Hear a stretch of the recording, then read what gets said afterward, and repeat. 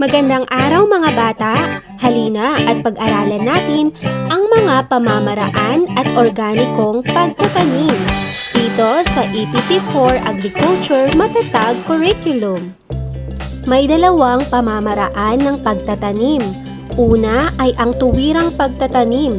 Ito ay isang paraan ng pagtatanim na ang ginagawa ay ihulog agad ang buto o binhi kung saang bahagi ng kama ito nais patubuin. Ito ang pinakapayak na paraan ng pagtatanim. Halimbawa na lang ay labanos, patola at kalabasa. Pangalawa ay ang paglilipat o di tuwirang pagtatanim. Ito ay mga halamang itinatanim muna sa seed box at kapag tumubo na, saka ililipat sa lupa. Mabuting gawin ito kung nais makatipid sa oras at masiguro ang tuloy-tuloy na paghahalaman. Mga halimbawa ng mga halamang maaaring itanim sa ganitong paraan ay katakataka, kamatis, kalamansi at munggo. Ang paglilipat ng punla ay karaniwang ginagawa tuwing hapon upang hindi gaanong malanta ang mga bagong tanim. Inililipat lamang ang mga tanim kung maayos ang panahon. Natural na pagtatanim, intercropping. Ang intercropping ay isang mahalagang teknik ng pagtatanim na tinatawag ding multiple cropping.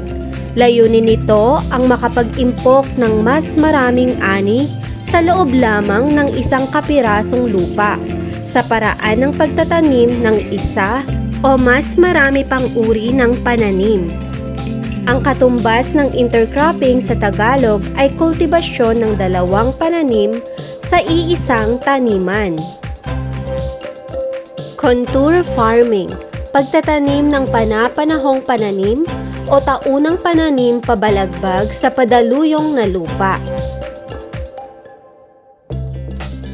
Multiple farming, ito ay pamamaraan ng pagtatanim na gumagamit ng dalawa o mas higit pang halaman sa iisang lugar ng lupa sa loob ng isang taon, sa halip na isang uri lamang ng pananim. Urban gardening, isa sa mga pinakasikat na uri ng pagtatanim noong panahon ng pandemya, ang urban gardening. Sa literal na translasyon nito sa Tagalog, ito ay ang pagpapalaki ng mga halaman sa isang kapaligirang urban. Bukod sa tipikal na indoor plants, marami ang sumubok sa pagpapalaki ng mga sariling kulay at prutas, kahit man ang mga nakatira sa syudad kung saan hindi ito madalas makikita. Containerized gardening, isang uri ng paghahalaman na gumagamit ng iba't ibang klase ng lalagyan katulad ng lata, paso, plastic at iba pa imbes na sa lupa. Vertical gardening. Ang vertical gardening ay ang klase ng urban gardening na akma para sa taong nais magpalaki ng halaman upang gawing palamuti sa kanilang mga dingding o bubong. Ang layunin nito ay pagpapaganda ng lugar kung saan tutubo ang mga halaman. Dish gardening. Ito ay isang indoor plant na binubuo ng iba't ibang halaman na may ugat. Itinanim at inayos ang landscape sa mababaw na paso o dish. Tinatawag din itong miniature garden, isang maliit na bersyon ng isang malaking lugar tulad ng isang isla. Hydroponics. Ang hydroponic farming na nangyayari sa isang hydroponic garden ay isang paraan ng pagpapatubo ng mga halaman na gumagamit ng mineral na solusyon sa tubig. Sa halip na itanim ang mga halaman na iyon sa isang hardin para gamitin sa lupang sakahan.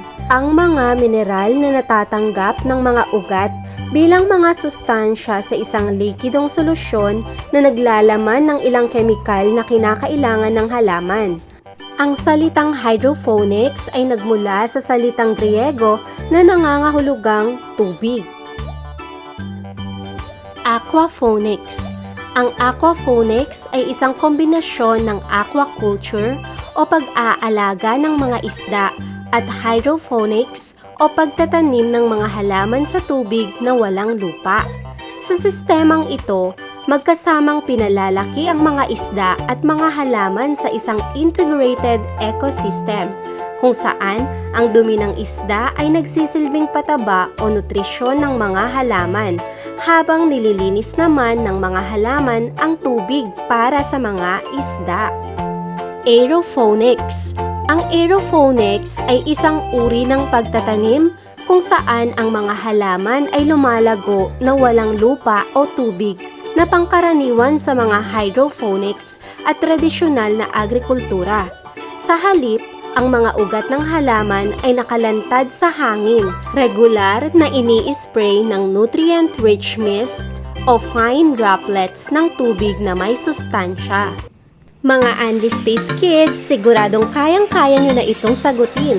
Para sa pagproseso ng pag-unawa, pagmasdang maigi ang mga larawan sa ibaba. Tukuyin kung anong paraan ng pagtatanim ito.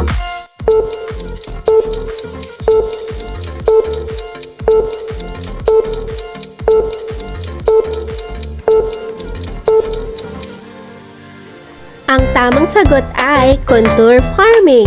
Mahusay mga bata!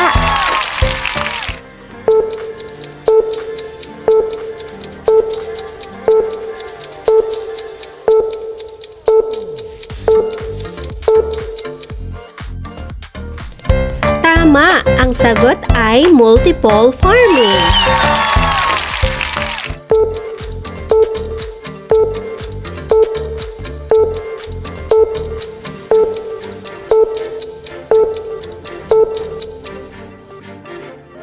Magaling mga Anli Space Kids, ang tamang sagot ay intercropping.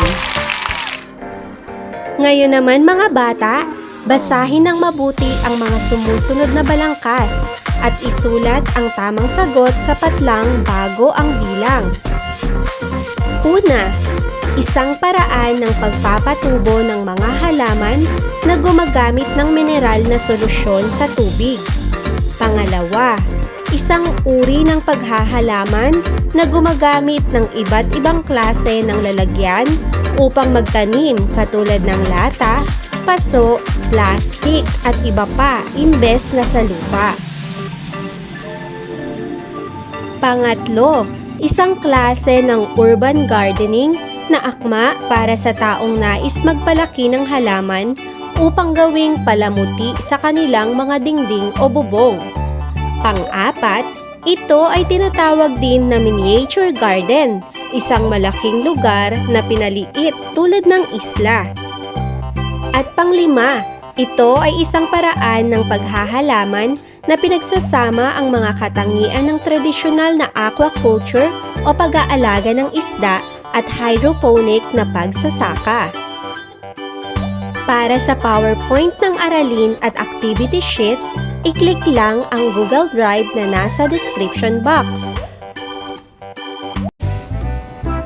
Huwag kalimutang mag-like, subscribe, share, at i-hit ang notification bell para lagi kayong updated sa aming mga bagong video. Dito lang yan sa Anli Space!